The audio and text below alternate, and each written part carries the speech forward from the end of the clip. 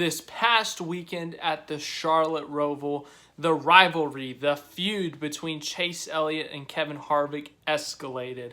Harvick intentionally wrecked Chase Elliott coming back onto the oval portion of the track. Elliott sustained heavy rear damage to the car, was able to get back on track, and, well, he didn't really get revenge, but Harvick got revenge for Elliott by driving straight into the wall. We talked a bit about it on Sunday, and it has escalated so much, or it is such a concern now, that NASCAR has actually stepped in, talked to both of the teams, and they held a meeting to basically say enough is enough. This thing should be over. We're going to talk about that today. Talk about the report of what was said in that call, or just the call in general, and what NASCAR may be fearing. They're not fearing Kevin Harvick directly, and they are not fearing Chase Elliott directly. They are fearing something in the big picture. We're going to talk about that today. Let's lead off with the report of the meeting itself. Jenna Fryer reported that NASCAR had a call yesterday with all parties in the Harvick-Elliott feud and warned of serious consequences should it continue. She was also told that NASCAR did all the talking on a call of at least 6 people. Now, I don't know if the 6 people is like 2 NASCAR officials and then like 4 other people, or if 6 people is like who they called. If I had to guess, obviously the drivers, Chase Elliott, Kevin Harvick. If I had to guess next, crew chiefs, so Rodney Childers and Alan Gustafson. And then probably team owners, so Rick Hendrick and Tony Stewart. That is who I'm guessing was on that call of it, 6 people. Obviously, I don't know because I obviously wasn't there, or else I would be telling you all the juicy details of the call. But I don't know who was on the call. I don't know what was said, but it sounded like that NASCAR did all the talking. They basically sat them down and said, look, stop being stupid. Don't be dumb. Don't do anything else. And here's why.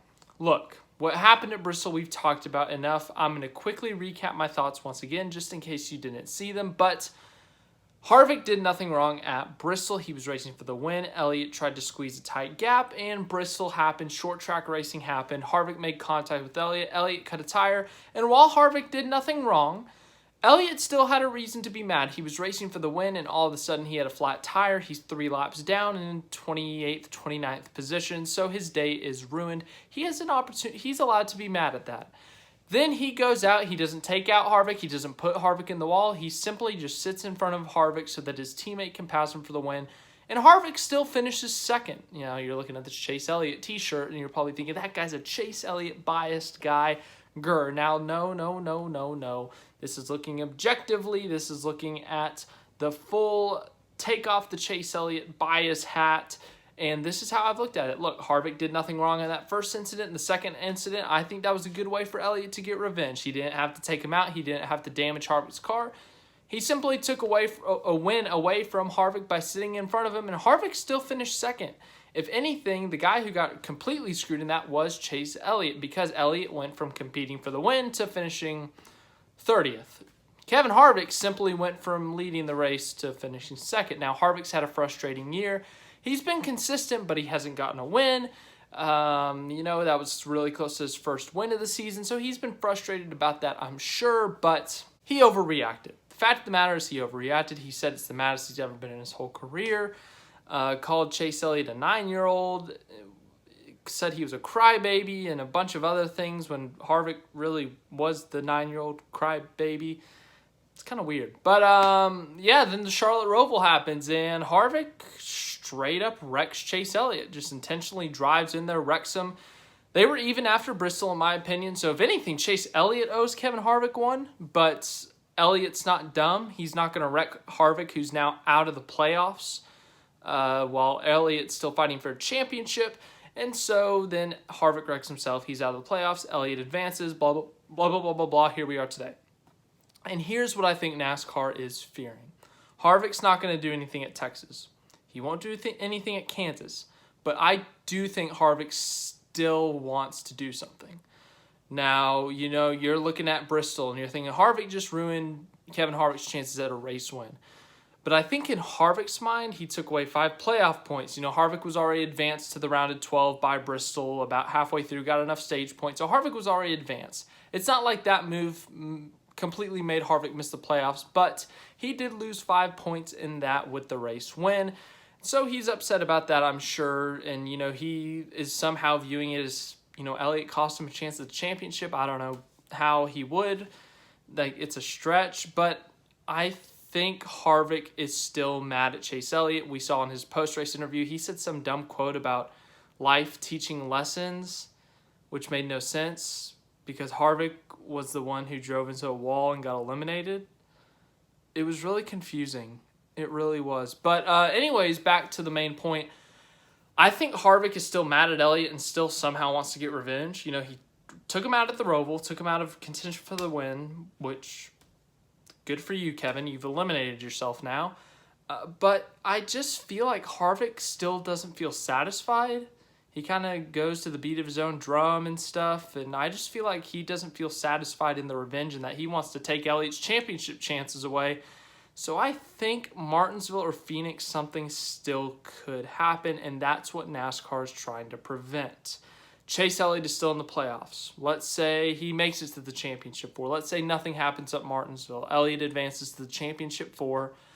Well, the championship is one race, 4 drivers. Whoever finishes highest is your champion.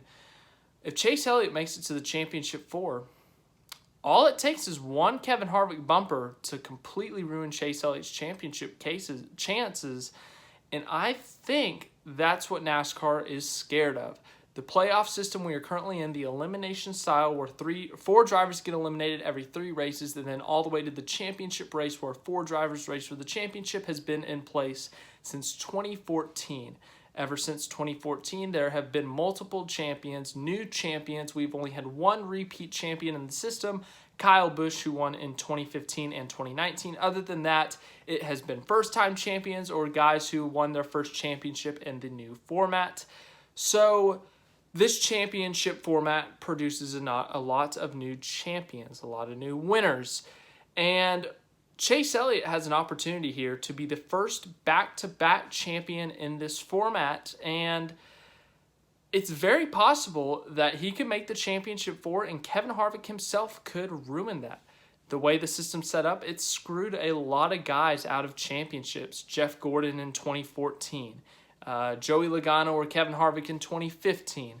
2016, I can't remember who dominated. 2017, Truex deserved 2017. He dominated that season. 2018, the big 3 who dominated won over 22 races that year, or 20 races that year. None of them won the championship. 2019, Kyle Busch was deserving of that championship. And then last year, of course, Kevin Harvick had 9 wins, and he did not win the championship. So this format, the championship, the guy who's dominated the season rarely wins in this format, and guys have taken advantage of it. Chase Elliott took advantage of it last year, but I'm getting so sidetracked here. But the point being, NASCAR, their system's been exposed multiple times. In the Truck Series, it was exposed when Matt Crafton had 0 wins and won the championship a couple years ago. But NASCAR is scared of their system getting fully exposed as a mess. That's what they're scared of. They created this format as a forced Game 7 moment. They created this for entertainment, for excitement, for chaos, and they might just get that. If Chase Elliott makes it to the championship 4 and Kevin Harvick is near Chase Elliott, I would not be surprised if we saw Matt Kenseth and Joey Logano repeat from 2015. I really would not be surprised. In 2015, if you don't remember, at Kansas, Matt Kenseth was leading. Joey Logano spun him out. Logano was already advanced to the next round of the playoffs. Kenseth needed a win. Kenseth spins. It ruins his chances at the win. Logano goes on to win that race. At Talladega, they had more problems. Kenseth gets eliminated. And then Martinsville, it all boiled over. Kenseth was wrecked by Logano's teammate, Brad Keselowski. And then Kenseth, multiple laps down, tons of damage, intentionally wrecks Joey Logano. Logano is later eliminated from the playoffs. NASCAR is fearing that this will happen again, but this time in the championship race. We have yet to see anything chaotic happen in the championship race in terms of revenge, intentional wrecks, but NASCAR is scared that this is going to happen this year. If Chase Elliott makes it to the championship 4, he is going to want to avoid Kevin Harvick at all costs, because Kevin Harvick, He could be over it for as far as I know. He could have just been saying stuff and doing stuff just to kind of get in Chase Elliott's head, and he may not. He may be satisfied with his revenge by now. But from my view, from what I'm seeing, I don't think he's satisfied. I think Kevin Harvick wants to end Chase Elliott's championship hopes. And, Elliott still has to race into the championship four. We're not talking like Chase Elliott's already in the championship four, but if Elliott does what he does last year, races his way into the championship four, and Kevin Harvick is near him, I could see it happening. I could see NASCAR system get exposed and Chase Elliott gets a championship chance, get wiped out by Kevin Harvick. Now, Chase Elliott is not the most deserving guy for the championship this year. Kyle Larson and Denny Hamlin are the top two by a mile. Those two deserve it more than anyone else. But looking at the remaining field, I think Kyle Busch, Martin Truex Jr., Chase Elliott, those are the next few guys who deserve that championship if it came down to it. And, well, let's say Chase Elliott has the best car in Phoenix and Kevin Harvick takes him out. The headlines aren't going to be talking about maybe a Kyle Larson championship, a Denny Hamlin championship, a Kyle Busch championship. All the headlines will be talking about Kevin Harvick takes out Chase Elliott, ruins his chances at a championship in the final race in the championship race, and it's going to look bad for NASCAR. If a championship contender is intentionally wrecked by a non-championship contender in the championship race in this format, it will look very, very bad on NASCAR because, frankly, people will care about the championships. If Kyle Larson wins the championship, Kyle Larson fans will celebrate. Hendrick Motorsports will celebrate. But the majority of NASCAR fans, of NASCAR media, they'll talk about the Larson championship. But another huge heavy focus will be on this format, on Chase Elliott potentially getting taken out by Kevin Harvick. And NASCAR is going to get some backlash for it. They've already gotten backlash for this format. They get backlash for a lot of things. They're a major sport. They change rules. They change systems. And you're going to get hate no matter what. If NASCAR changes back to the Winston Cup format, if they change it back to the original Chase format, there's going to be people who like it, but there's also going to be people who don't like it. You can never satisfy everyone. But if that were to happen, NASCAR is scared, in my opinion, that we see another Logano-Kansas situation, but this time in the championship race, and that it'll steal all the headlines and expose this system. I think that's what NASCAR is scared of. Now on to some more things. Tony Stewart had some thoughts on the whole situation. He said, I feel bad for both of these guys. I've been in that same role that those two are in right now, in that same position. It's not fun for either one of those guys. Those guys aren't having fun with it. There's nothing enjoyable about it to them. There's nothing fun for the two teams, and I think even NASCAR is at the point where it's not fun for them to have to deal with this anymore either. So the sooner they can get it all squashed, the more we can get back to business and get racing again. Tony Stewart has spoken, ladies and gentlemen, and I agree. Now, for NASCAR, they obviously on social media, they're promoting this feud, this kind of fight that we've been seeing on the track. They were promoting Chase Elliott coming on his radio and saying, I'm going to intentionally wreck him. And, I can't exactly blame the social media team for promoting that because social media, you're supposed to get likes, you're supposed to get views, you're supposed to draw eyeballs in. But for NASCAR social media to promote this feud, to promote someone potentially intentionally wrecking someone, but then a couple days later calling both of the drivers and saying, hey, look, stop acting stupid, don't do anything stupid or you're going to get in trouble, that's sending a bit of a mixed signal. And then obviously people are going to say, oh, Chase Elliott can't get intentionally wrecked. No. Oh, he's in a feud. NASCAR's going to save their golden boy. I don't think that's the complete situation. I think if you swap out Chase Elliott in this situation with a Kyle Larson, with a Denny Hamlin, Kyle Busch, Martin Truex Jr., I would like to think that NASCAR would do the same thing. You never know. They could be playing favoritism towards Chase Elliott, but I think the whole non-playoff guy who is currently upset at a active playoff guy and potentially wrecks him out of a championship in the championship race, I think that's what NASCAR is most concerned about. I really think that's what NASCAR is concerned about. With the Logano-Kenseth thing, no one saw Kenseth intentionally wrecking Logano coming. No, there was no warning. There was no signs of it. It was a surprise to everyone. But this, we have seen Kevin Harvick actually go out, intentionally wreck Chase Elliott, and he doesn't seem satisfied. He really doesn't. I really think this could escalate. I really do. I think that Kevin Harvick could do something. I just think that it could happen, and I really think that you sub out Chase Elliott for another active playoff guy right now. NASCAR is not scared that their golden boy or the most popular driver gets a championship chance taken away. They're scared that this stupid format is going to get exposed when a championship contender gets taken out in the championship race by a non-championship guy. That is genuinely what I think they're afraid of.